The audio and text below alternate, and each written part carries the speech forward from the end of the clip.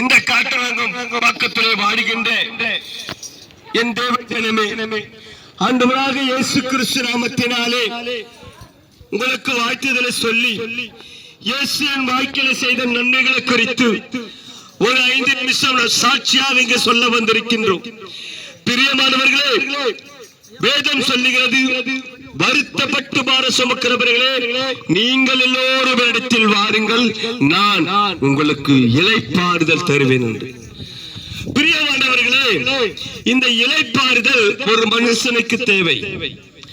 அந்த இளைப்பாறுதல் இல்லை என்றால் அவன் வாழ்க்கை ரொம்ப சோகமாகவும் வேதனையாகவும், எவ்வளவு பணம் இருந்தாலும் அவன் வாழ்க்கையில் ஒரு நிம்மதி இல்லாத வாழ வேண்டிய வாழ்க்கையா மாறும். அப்போ ஒரு மனிதனுக்கு இளைப்பாறுதல் வேண்டும். அந்த இளைப்பாறுதல் எங்கே இருக்குது என்றால் என் இயேசு வேதத்து மூலியமாக இளைப்பாறுதலை தருகிறார். இந்த இளைப்பாறுதலை நான் பெற்றுக்கொண்டேன், நீங்களும் பெற வேண்டும் என்பதற்காக தான் திடீரென்று ஒரு கிராமத்தில் வருகிறோம். என் இயேசு செய்த நன்மைகளை குறித்து சாட்சியாக சொல்லுகிறோம். இந்த இளைப்பாறுதல்கள் பெற்றுக்கொள்ள வேண்டும். அதற்காக தான் ஞாயிற்றுக்கிழமைதோறும் வந்து ஒரு நற்செய்தியை சொல்ல வந்திருக்கின்றோம். இந்த நகரப்புறத்தில் வாழ்கின்ற தேவ ஜனத்துக்கு ஒரு ஆசீர்வாதத்தை தரப்போகிறோம்.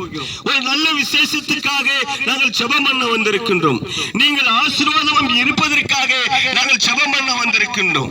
பிரியமானவர்களே, இன்றைக்கு மாணவர்கள் 10ஆம் வகுப்பு, 11ஆம் வகுப்பு, 12ஆம் வகுப்பு அரசாங்க தேர்வு இருக்கின்றபடியால் அந்த தேர்வில் பிள்ளைகள் வெற்றி பெற வேண்டும், ஞானமாய் எழுத வேண்டும்.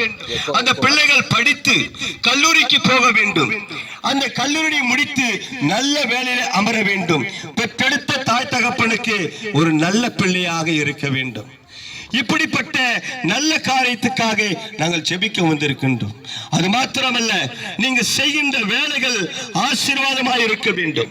நீங்க சம்பாதிக்கின்ற சம்பாத்தியம் நீங்கள் தின்று மீறி எடுக்க வேண்டும்.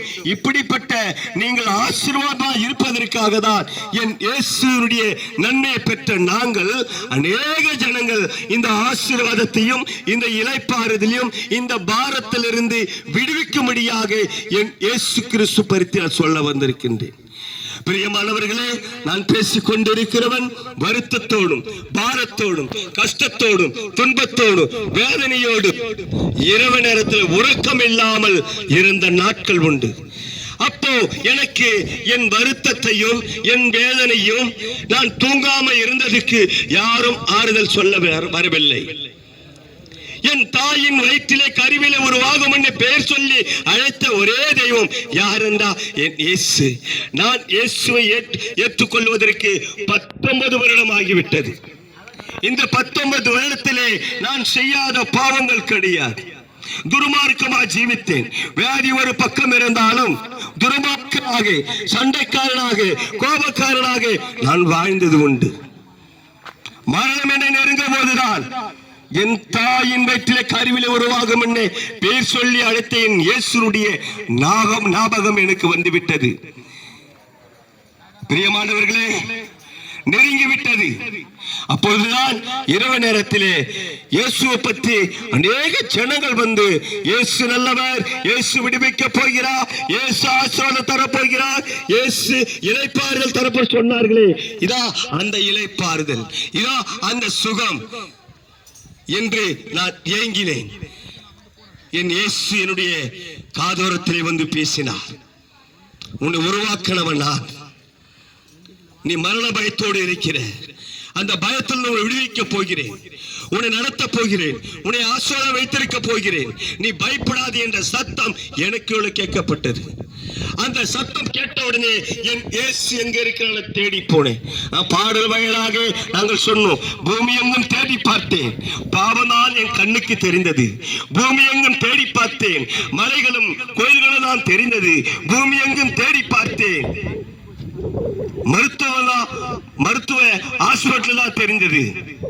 இவைக்கு முன்பதாக என் இயேசு இந்த உலகத்தை ஆளுகிறவர், அவர் தெரியவில்லை. என் கண்களுக்கு முன்பதாக மரணம் நெருங்கின போதுதான் என் இயேசுவை நான் தேடினேன். என் இயேசு எனக்கு சுகத்தை கொடுத்தார். நான் சுகத்தை பெற்றுக்கொண்டேன், ஆசீர்வாதத்தை பெற்றுக்கொண்டேன். இந்த சுகமும் இந்த ஆசீர்வாதமும் மற்றவர்கள் அவர்கள் பெற வேண்டும். அல்லேலூயா. பிரியமானவர்களே, நான் பேசுகிற ஒளிபரப்பு மூலமாக நிச்சயமாக உங்கள் வீடுகளிலே கேட்கப்படும்.